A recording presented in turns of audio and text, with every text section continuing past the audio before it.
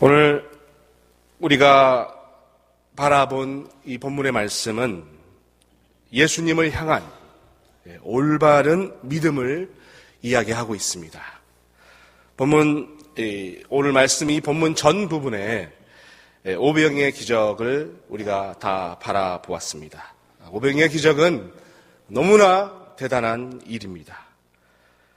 예수님의 오병이의 기적을 경험한 사람들은 예수님만 따라다니면, 이제 예수 그리스도만 내가 쫓아다니면 적어도 먹을 걱정은 없을 것이다 라고 생각했습니다.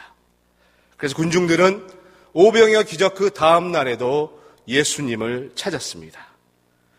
오늘도 예수님께 가면 어제처럼 배불리 먹을 수 있겠구나, 그런 생각으로 주님 앞에 나왔습니다. 프리 런치, 또 관심이 있었고, 또 이왕 기적을 베푸셨으니까 오늘 또 한번 가서 기적을 구경해보고, 또 혹시 합니까? 이러다 저러다 가다가 오다가 예수님 만나서 예수님과 아는 사이가 되면 얼마나 앞으로 또 일이 술술 잘 풀리겠습니까? 그래서 어제 예수님께 와서 실컷 배불리 먹었던 군중들이 오늘 다시 한번 예수님의 그 기적을 기대하며 예수님을 찾아오게 된 것입니다. 근데 이게 웬일입니까? 예수님은 그 자리에 안 계신 것입니다. 수소문에 보니까 예수님은 이미 배를 타고 건너편으로, 가버나움으로 이미 건너 가셨다라는 것을 군중들은 알았습니다. 그래서 군중들도 배를 타고 가버나움으로 가게 됩니다. 25절에 보시면 가버나움에서 예수님을 만난 군중들이 이렇게 이야기했죠. 라삐여, 언제 여기에 오셨나이까? 라고 묻습니다. 이제 예수님께서는 그들의 마음을 이제 꿰뚫어 보시고 이렇게 말씀하십니다. 26절에 예수께서 대답하여 이르시되 내가 진실로 진실로 너에게 이르노니 너희가 나를 찾는 것은 표적을 본 까닭이 아니요 떡을 먹고 배부른 까닭이더라 라고 말씀하십니다. 군중들이 왜 가버나움까지 예수님을 찾아왔습니까? 예수님께 가면 굶주릴 필요가 없기 때문에, 배부르기 때문에 예수님을 찾아왔습니다. 그리고 그들이 바라는 것은 바로 떡. 목사님께서 주일 말씀하셨죠? 이 밥 때문이었다는 것이죠. 이것은 바로 예수 그리스도를 믿는 목적과 이유를 돌아보게 하는 말씀인 것입니다. 그렇다면 여러분은 오늘 왜 예수 그리스도를 믿고 계십니까?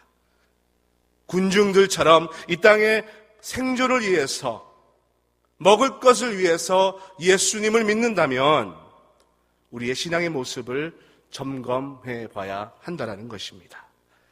우리 기독교는 현세의 삶을 위해서 예수를 믿는 것이 아니라 오히려 이제 천국의 영생을 위해서 예수 그리스도를 믿는다는 것입니다.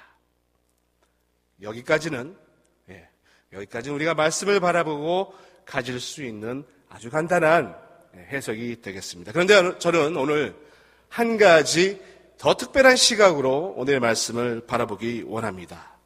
그래서 오늘 말씀을 좀 잘 이해하기 위해서 이 같은 장면을 기록하고 있는 공관복음서의 같은 장면들을 함께 좀 바라보면서 오늘 말씀을 더 보길 소원합니다. 먼저 이 오병이어의 기적이 일어나고 나서 어떤 일이 있었는가, 이 부분을 자세히 기록하고 있는 것이 바로 마태복음 14장 22절에서 23절까지의 말씀입니다. 제가 봉독해 드립니다. 예수께서 즉시 제자들을 재촉하사 자기가 무리를 보내는 동안에 배를 타고 앞서 건너편으로 가게 하시고 무리를 보낸 후에 기도하러 따로 산에 올라가시느니라. 저물매 거기 혼자 계시더니. 자, 오병이어 기적 후에 사람들을 다 돌려보내는 장면을 기록하고 있습니다. 근데 중요한 것은 여기서 예수께서 제자들도 돌려보내는데 어떻게 돌려보내냐? 바로 재촉하여 서둘러서 급히 제자들을 돌려보낸다라는 것입니다. 바로 갈릴리 호수 건너편으로 가게 하는 장면입니다. 자, 가버나움 디베라 방향에서 건너편 베세다로 가서 이제 오병이어 기적을 경험하자마자 예수님께서는 이제 서둘러 오히려 반대편인 곳으로 제자들을 재촉하여 보낸다라는 것입니다. 그렇다면 오늘 제가 여러분들과 나눌 말씀의 가장 중요한 키는 첫 번째 이 장소, 가버나움이라는 곳입니다. 그리고 그들이 벳세다로 왔다가 가버나움으로 돌아갔다. 그러니까 가버나움이라는 도시가 너무나 중요한 키가 되고 또 그들이 그곳으로 돌아갔다라는 것이 또 하나의 특성이자 오늘 말씀의 키가 될 것입니다. 그래서 저는 이 두 가지를 가지고 이 특별한 사건, 이 특성과 사건을 함께 바라보고자 하는 것입니다. 자, 오늘 본문 말씀을 다시 돌아가서 오늘 본문 말씀 여러분 쭉 읽어보시면 그 말씀이 가지고 있는 고유의 뉘앙스가 있습니다. 이 분위기가 있습니다. 쭉 읽어보시면 예수님께서 이제 막 기적을 행하시고 많은 사람들이 그 기적을 보았기 때문에 예수님의 인기가 너무나 올라간 것입니다. 즉 쉽게 말하면 아주 분위기 좋다는 것이죠. 지금 분위기 아주 좋은 때입니다. 기적을 경험하고. 그런데 이렇게 오병이어 기적으로 분위기가 좋은 이 시기에, 아주 좋은 이때에 오히려 군중들을 나무라고, 오히려 군중들을 야단치는, 정작 이 분위기를 망치는 발언을 하시는 분이 바로 예수님이시라는 것입니다. 그리고 이제 애써서 예수님 만나겠다라고 가버나움에서 벳세다까지 온 사람들을 다 돌려보내고 하시는 말씀이 너 나한테 먹을 거 들어왔지? 저질이야. 돌아가. 이러고 계신다라는 것입니다. 그러니까 오늘 사실 본문의 말씀, 이 본문의 말씀은 실제로 우리가 자세히 들여다보면 오병의 기적의 그 분위기를 반전하고 있는 뭔가 특별한 사건들이 일어나고 있다는 것을 우리가 알 수 있다는 것입니다. 그래서 그 이유, 예수님께서 왜 그렇게 분위기를 반전시키셨는지 그 이유에 대해서 조금 함께 살펴보기를 소원합니다. 먼저 그 이유를 알려면 당시의 시대적 배경에 대해서 이해해야 할 필요가 있겠습니다. 당시 이스라엘 민족들은 굉장히 힘든 상황이었습니다. 늘 로마의 압제와 그들의 압제를 통해서 이제 많은 이스라엘 민족들은 세금과 노역, 이 착취 등으로 그들의 고통이 증가하던 때였습니다. 특별히 그들의 신분 때문에 그들의 삶이 늘 어렵고 힘들었습니다. 구약에 예언된 대로 그들의 메시아를 통해서 이제 그들이 해방되기를 소원했고 그들이 늘 원했던 그 유대 민족의 대국을 설립하기 위해서 그들은 늘 예루살렘의 재건설을 위해서 그들은 늘 메시아를 기다려 왔습니다. 그런데 오늘 말씀의 이 시기에는 이제 두 사람의 특별한 리더들이 활동을 했는데 그 두 사람의 활동을 통해서 많은 사람들은 그들이 메시아다. 그 사람을 통해서 우리가 해방되고 우리가 이제 살 것이다라는 기대를 가지고 있었다라는 것입니다. 즉, 그 두 사람으로 인해서 모든 정세가 아주 고조되는 시기였다라는 것입니다. 우리가 성경을 통해서 세례 요한이 내 뒤에 오시는 이를 믿으라고 말하는 것을 우리가 배웠기 때문에 세례 요한이 예수님을 칭송하는 걸 알고 있지만 실제로 그때는 많은 사람들이 세례 요한 또한 예수님처럼 메시아로 알고 그들을 따를 때였습니다. 즉 제가 말씀드린 이 시대의 그 두 사람은 바로 세례 요한과 바로 예수 그리스도라는 것입니다. 그래서 많은 사람들이 세례 요한과 예수 그리스도를 통해서 그들이 이제 새 시대를 맞을 것이다. 그들이 해방될 것이다라는 기대를 가지고 있었던 시기라는 것입니다. 그런데 여러분, 오병이어 기적이 생기기 전에 아주 긴박한 일이 하나 생깁니다. 마태복음 14장 10절에서 13절 제가 봉독해 드립니다. 자, 이렇게 나와 있습니다. 사람을 보내어 옥에서 요한의 목을 베어 그 머리를 소반에 얹어서 그 소녀에게 주니 그가 자기 어머니에게로 가져가니라. 요한의 제자들이 와서 시체를 가져다가 장사하고 가서 예수께 아뢰니라. 예수께서 들으시고 배를 타고 떠나사 따로 빈들에 가시니 무리가 듣고 여러 거울로부터 걸어서 따라간지라. 그동안 예수님과 세례 요한은 많은 사람들을 동요했고 이제 그들이 로마의 통치에 벗어나 해방할 것이라고 늘 시끄럽고 골치 아프게 했던 일이 많았다는 것이죠.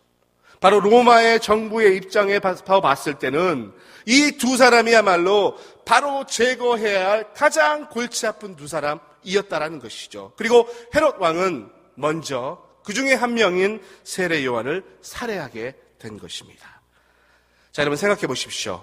예수님께서 이제 사역을 막 시작하시고 일을 막 진행하시는데 이제 본격적으로 막 표적을 보이시고 있습니다. 그런데 이제 얼마 안 돼서 그와 함께 동역했던 한 리더가 죽임을 당하게 된다는 것이죠. 만약에 지역적인 특성으로 인해서 요한을 따르는 무리, 예수를 따르는 무리가 각각 활동했다라면 이제 그 요한의 죽음으로 인해서 요한을 따르던 무리들은 자연스럽게 예수님을 따라갈 수밖에 없는 상황으로 바뀌었다라는 것입니다. 그렇다면 왜 예수님께서는 그가 늘 사역하셨던 가버나움에서 오병의 기적을 베풀지 않고 배를 타고 벳세다로 건너갔는지 우리가 이유를 짐작할 수 있다는 것입니다. 그저 벳세다에 넓은 공터가 있어서 그곳을 간 것이 아니라 헤롯과 그의 정부가 이제 요한을 죽였으니까 이제 예수님을 타겟으로 하고 본격적으로 예수님을 주시하고 있었기 때문이라는 것입니다. 13절에 예수님께서 요한의 죽임을 당했다라는 소식이고 배를 떠나고 따로 빈들에 가셨다라고 나와 있지 않습니까? 그리고 예수님께서는 이제 요한을 따르는 그런 모든 군중들이 다 예수님께로 몰릴 것을 아시고 예수님께서는 이 상황이 위험하고 긴박하다는 것을 아신 것입니다. 그래서 이 오병이의 기적을 베푸는 이 순간은 실제로 급박하고 위험한 상황 가운데 일어난 기적이라는 것입니다. 요한의 죽음으로 인해서 갈릴리 지역 중심으로 모든 북방의 사람들이 이제 다 모이게 되는 것입니다. 이제 예수님께 요한을 따르던 모든 사람들도 다 예수님께 나오게 되는데 그 숫자가 어린 아이와 여자를 제외하고 5,000명이라고 했습니다. 그렇다면은 우리가 쉽게 생각하면 기본 15,000명, 2만 명은 되지 않습니까? 신학자에 따르면 당시에 가버나움 지역에 살고 있던 숫자 전부가 2만여 명이라고 합니다. 그렇다면은 실제로 거기에 사는 거의 모든 사람이 다 예수님을 따라갔다라고 우리가 알 수 있는 것이죠. 만약에 그런 숫자가 가버나움에서 모였다면 아주 소문은 금방 크게 날 것이고 예수님의 사역은 더 타겟이 될 것이었다는 것이죠. 그래서 헤롯과 빌라도 총독의 눈을 피해서 그들은 벳세다에 모인 것입니다. 가버나움을 이제 살짝 떠나 모여서 기적을 경험한 것이라는 것이죠. 근데 제가 앞서 말씀드렸다시피 여러분, 여기서 중요한 것은 가버나움이라는 도시입니다. 가버나움은 아주 특별한 도시였습니다. 여러분 마태복음 9장 1절에 보시면 제가 영어 성경을 봤더니 이렇게 나와 있더라고요. His own town. 즉 가버나움이라는 도시는 예수님의 고향과 같은 그런 도시였습니다. 예수님의 그 갈릴리 사역의 중심지라고 해도 과언이 아니었지요. 여러분 그 가버나움이 갈릴리 호수의 북쪽에 위치하고 있지 않습니까? 그래서 항구 도시였고요. 또 유대인들도 많았고 또 이방인들도 무역과 많은 교차로가 되는 지역이었다는 것입니다. 뿐만 아니죠. 여러분 잘 아시는 많은 병자가 나은 곳이 바로 이 가버나움 아닙니까?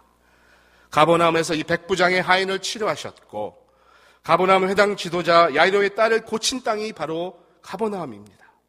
그리고 베드로의 장모를 치료한 그 베드로의 집이 가버나움에 있었습니다. 지붕을 뚫고 내려진 그 중풍 환자, 거기도 가버나움이었지요. 손 많은 남자를 고친 지역이 바로 가버나움이었습니다. 많은 악령을 쫓아냈던 곳이 바로 가버나움이었습니다. 그리고 오늘 본문 말씀에 예수 그리스도의 생명의 떡의 말씀을 전하시는 그 자리도 가버나움이라는 것입니다. 그렇다면 여러분, 예수님께서 정말 많은 기적과 표적을 보이신 곳이기 때문에 이 가버나움이라는 도시가 굉장히 좋은 곳 같지요? 예수님이 막 있으니까. 그런데 여러분, 한번 바꾸어 생각해 보겠습니다. 자, 만약에 우리가 가버나움이라는 도시를 통해서 예수님의 기적이라는 영화를 찍은다고 한번 생각해 보겠습니다. 그렇다면 예수님께서 기적을 베푸시고 표적을 베푸시고 병자가 낫는 장면은 당연히 클라이막스로 가야겠죠. 클라이막스.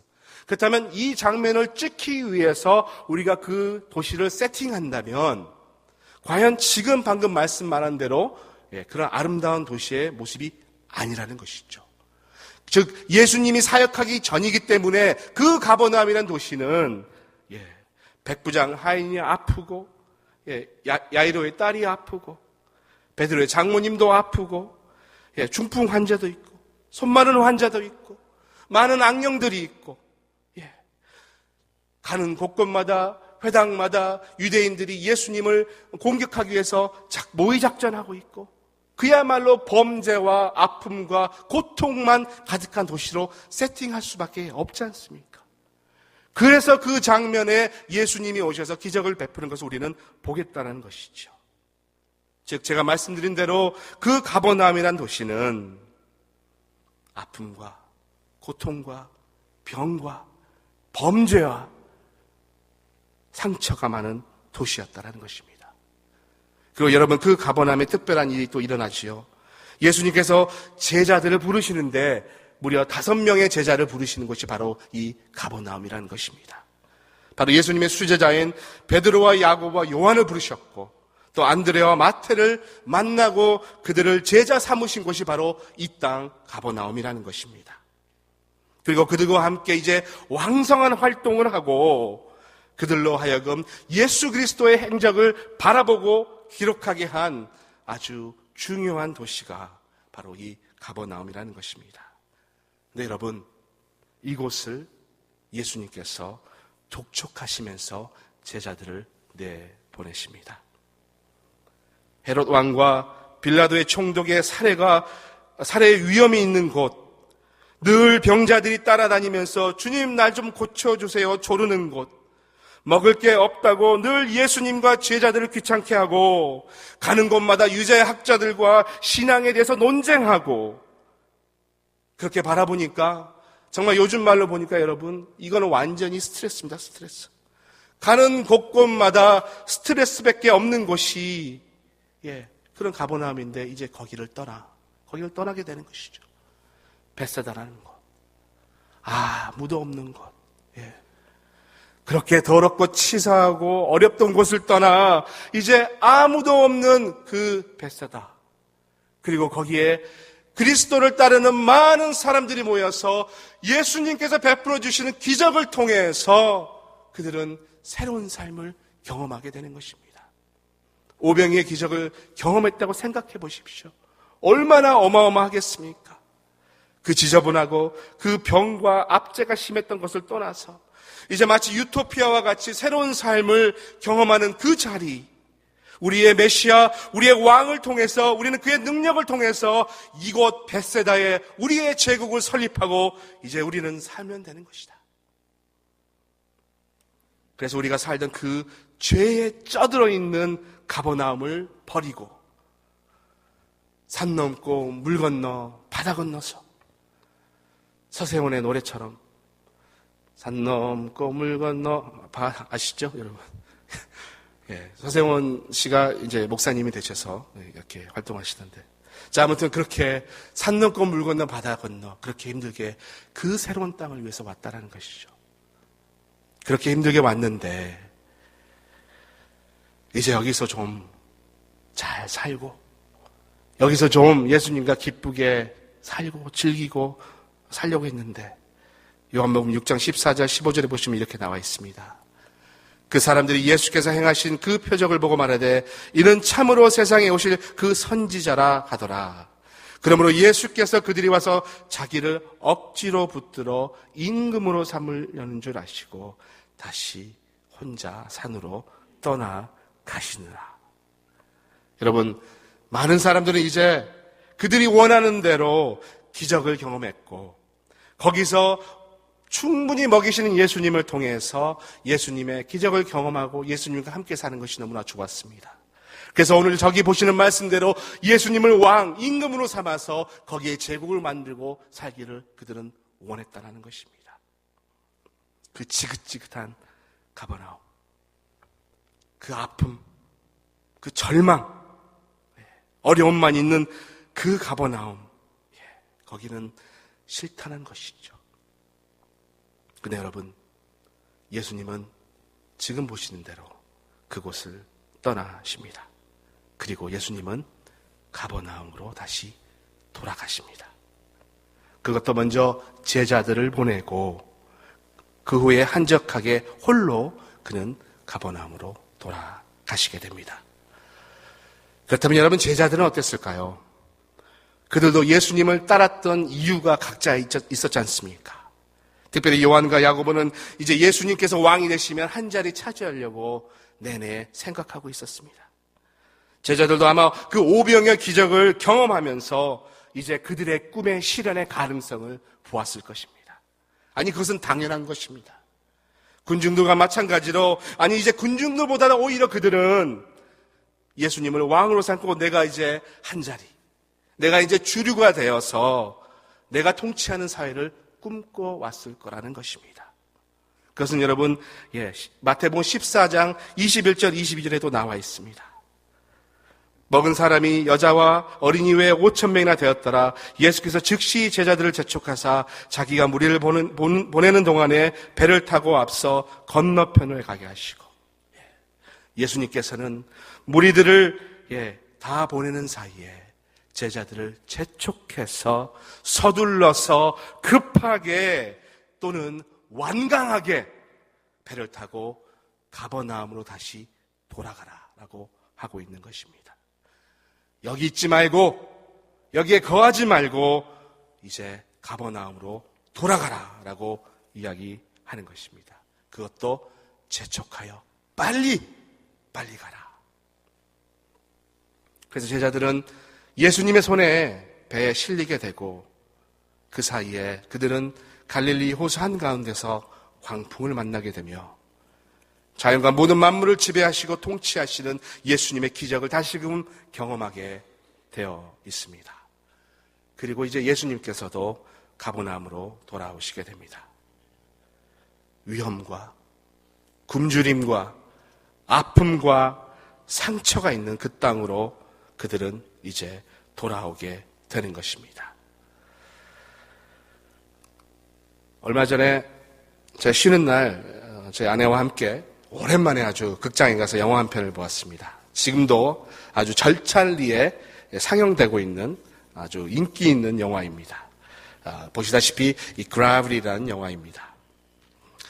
저는 그 영화를 보게 된 것이 영화에 나오는 배우가 너무나 유명했습니다. 이 산드라 블록이라는 여자와 이 조지 클루니, 아주 멋진 배우죠. 이 두 배우가 5년 동안 이 영화를 찍어서 아주 스케일이 큰 영화다 해서 제 아내와 함께 이 영화를 보러 갔습니다. 이 영화 한번 다 보시면 좋을 것 같아요.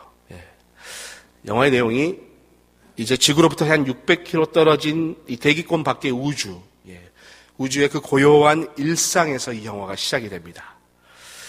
5년 동안 이 영화를 만들었다 그러니까 아마 스케일이 크겠죠. 제가 보니까 너무나 긴장감 넘치고 아주 긴박하게 스토리가 막 전개되는 정말 영화가 재미있었습니다.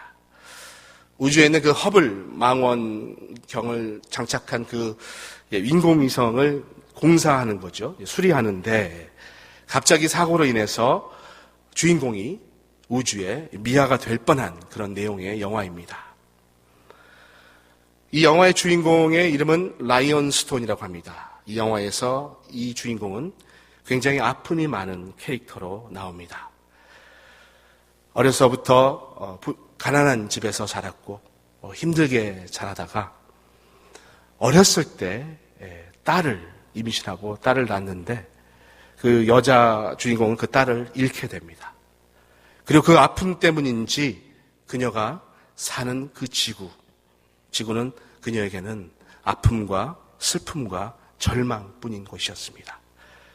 그래서 그녀는 그 아픔에서 벗어나고자 많은 노력을 하게 됩니다. 그리고 그 노력의 결과로 나사의 우주인이 됩니다.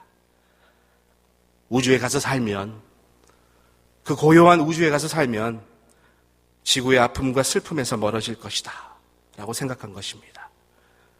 그런데 그랬던 그 주인공이 우주의 파편으로 인해서 사고가 나고 우주에 미아가 되면서 지구로 귀환하려고 노력하는 모습을 갖게 됩니다. 그리고 기적과 같은 일들을 경험하게 됩니다. 그러면서 무중력 상태의 삶이 얼마나 의미 없고 얼마나 위험하며 얼마나 아찔한지 이 영화를 통해서 보여줍니다. 그리고 그녀가 지구로 돌아오면서 이렇게 이야기합니다. 상처뿐인 지구지만, 아픔과 고통이 많은 지구지만 그래도 발붙이고 살 곳은 지구뿐이다. 오늘 설교 말씀을 여러분 기억하시면서 바쁘시지만 오랜만에 가족끼리 모여서 이 영화 보시면 아주 큰 감동이 있을 것 같습니다. 관전 포인트 잘 잡아서 보시면 너무 좋을 것 같습니다. 말씀 마무리합니다. 제자들은 죄의 중력으로 인해서 늘 아프고 고통받고 고생이 많은 그들의 땅 가버나움을 떠나기를 원했습니다. 그리고 예수 그리스도가 기적을 베푸시는 곳에 가서 즐기며 누리며 주류가 되어 살기를 그들은 원했습니다. 그러나 예수님께서는 제자들을 다시 가버나움으로 돌려보내시고 또 본인께서도 그 자리로 돌아가십니다. 헤롯과 빌라도 총독의 고난이 기다리는 곳, 많은 사람이 아파하는 곳, 많은 사람이 죄와 율법의 속박에서 고통받고 어려워하는 그곳으로 친히 돌아가십니다. 그리고 그를 따르는 5,000명, 아니 수만 명의 사람들을 다 그곳으로 돌려보냅니다. 너희 집으로 다 돌아가라. 정말 힘들고 떠나고 싶은 곳이지만 다 제자리로 돌려보내십니다. 그리고 예수님의 표적을 보고 따르지 말고 생명의 떡이신 예수 그리스도를 소유하라고 가르쳐 주십니다. 왜냐하면 그것이 그 아픈 땅에서 그 죄의 중력에서 벗어나서 살 수 있는 유일한 방법이기 때문입니다. 가버나움으로 다시 돌아가는 그 갈릴리 바다에서 제자들은 어쩌면 중력의 법칙을 이기신 예수님을 바라보게 되고, 그 이유는 물에 빠질 수밖에 없는 중력의 법칙, 그 비중의 법칙을 이기시고 멈추시는 분이 바로 하나님이시다. 그 하나님, 그 예수님을 통해서 죄 많고 고통받는 삶의 해결은 유일한 예수임을 보여주신 것입니다. 내니 두려워 말라. 에고 에이미. I am that I am. 다시 그들이 온 땅으로 돌려보내시면서 이제 나만 의지하고 살아라라고 말씀하시는 겁니다. 여러분, 여러분의 삶은 어떠십니까? 여기 계신 분 다는 아니겠지만 지금 내가 속해 있는 자리가 버겁고 힘이 드십니까? 한국에 보면 많은 가정들이 이제 견딜 수 없는 고통과 상처로 인해서 그의 가정들을 파괴하고 가정을 떠나고 있습니다. 또 얼마 전부터는 우리 한국 교회에 많은 아픔과 상처, 절망을 통해서 많은 사람들이 한국 교회를 또 떠나고 있는 실정입니다. 여러분 일하시는 사업체, 여러분 직장은 또 어떻습니까?